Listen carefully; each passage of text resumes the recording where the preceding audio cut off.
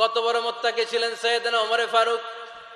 মদিনার সমাজে কয়জন মুনাফিক ছিল বিশ্বনবী ছাড়া কেউ বলতে পারতেন না। বিশ্বনবী কোন সাহাবীকে মুনাফিকদের লিস্ট দিয়ে যান নাই, একজন সাহাবী ছাড়া। দেখি কেউ বলতে পারেন কিনা ওই সাহাবীর নাম কি? নাম হুযায়ফা ইবনুল ইয়ামান রাদিয়াল্লাহু তাআলা আনহু। ওনাকে বলা হতো সাহিবু সিররি রাসূলিল্লাহ, আল্লাহ রাসূল সাল্লাল্লাহু আলাইহি ওয়াসাল্লামের গোপন তথ্যের ধারক বাহক। সুবহানাল্লাহ পড়বেন না? বিশ্বনবী ইন্তেকালের আগে মদিনার সমাজে মোট কয়জন মুনাফিক আছে এই তথ্য আবু বকরকে বলেন নাই, ওমর রাদিয়াল্লাহু তাআলা আনহুকে বলেন নাই, উসমান রাদিয়াল্লাহু তাআলা আনহু, আলী রাদিয়াল্লাহু তাআলা আনহু, আশারাতুল মুবাশশিরিনা বিল জান্নাহ কোন সাহাবীকে বলেন নাই। শুধুমাত্র কেবলমাত্র একমাত্র হুযায়ফা ইবনুল ইয়ামান রাদিয়াল্লাহু তাআলা আনহুর কাছে মুনাফিকদের লিস্টে বিশ্বনবী দিয়ে গিয়েছেন। সুবহানাল্লাহ পড়েন। মদিনায় কারা কারা মুনাফিক কেউ জানতো না হুযায়ফা ছাড়া। কে ছাড়া? নামটা আজকে মুখস্থ করেন, যাতে অন্য কোনো ওয়াজে কেউ জিজ্ঞেস করলে বলতে পারেন। মুনাফিকদের লিস্ট যে সাহাবীর কাছে বিশ্বনবী দিয়ে গিয়েছিলেন, সাহাবীর নাম কি? নাম নামটা কেমন লাগে? ভাল লাগে? অনেকে আমারে জিজ্ঞেস করে, হুজুর আমার ছেলে হবে আগামী মাসে, একটা নাম দেন। নাম দিয়ে দিলাম হুযায়ফা। যাদের হবে ছেলে, এলাকায় যাদের নেক্সট কয়েক মাসে ছেলে হবে, খালি হুযায়ফা চলবে। কি চলবে? ভাল লাগে? নামটা ভাল লাগে? রাইখেন, অনেক সুন্দর নাম।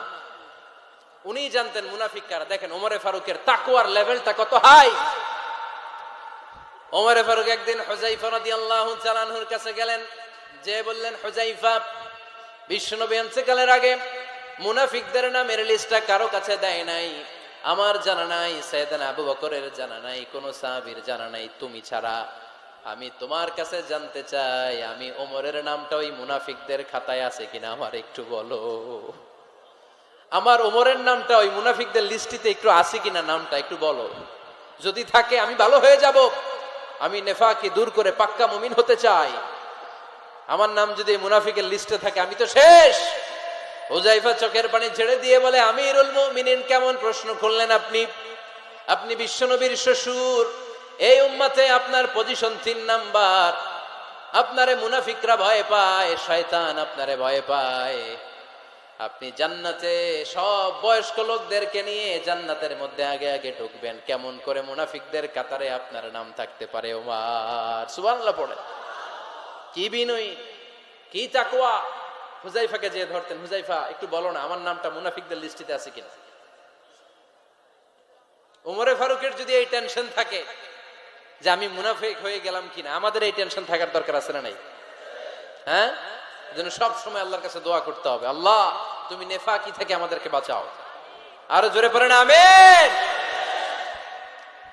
আপনারা ওঠা বসা শুরু করলেন কেন? অনেক রাত হয়ে গেছে তাই? হ্যাঁ, শেষ করে দেই তাহলে না? যে অনেকের কষ্ট হচ্ছে মনে হচ্ছে। হ্যাঁ, এক নম্বরে যাচ্ছে এইটা সব মুখস্থ দেখি। হ্যাঁ, 1 নাম্বার, 2 নাম্বার, 3 নাম্বার। 1 নাম্বার হইল পেশাবখানা, 2 নাম্বার পায়খানা, 3 নাম্বার নাকি এইটা?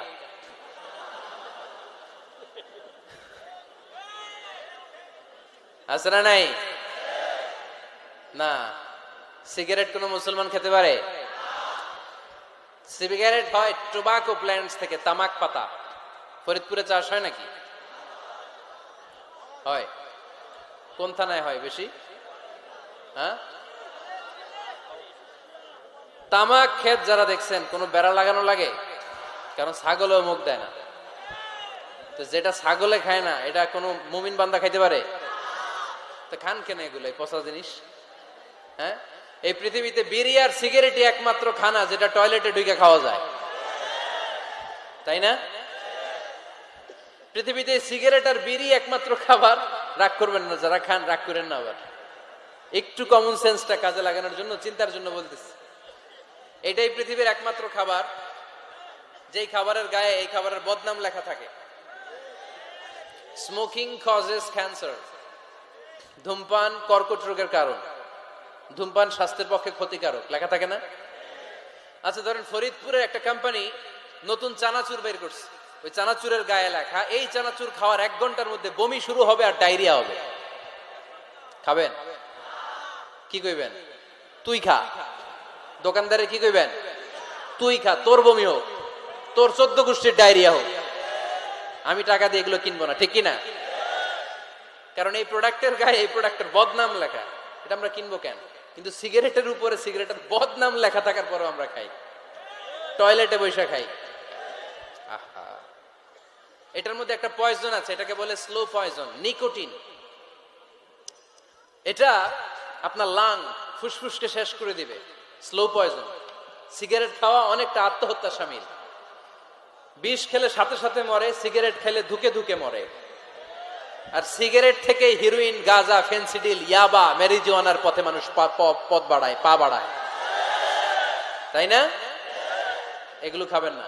ওয়ালা তুলকু আইদিকুম ইলা তাহলুকা, নিজে নিজেকে স্বেচ্ছায় ধ্বংসের দিকে ঠেলে দিও না। জীবনটা অনেক সুন্দর, জীবনটা অনেক রঙিন, আল্লাহর দেয় জীবনটাকে উপভোগ করার দরকার আছে না নাই? এই জন্য সিগারেটকে এই ফরিদপুরের প্রোগ্রাম থেকে আমরা আজকে নো বলে দিলাম। কি বলে দিব? আওয়াজ করে সবাইকে আমরা সবাই একসাথে বলবো, সিগারেটকে কি বললাম? মনে থাকবে না? মাহফিলের প্যান্ডেল থেকে বাইর হয়ে আবার ইয়েস, হ্যাঁ না, ইয়েস করা যাবে না। সিগারেটকে কি বললাম?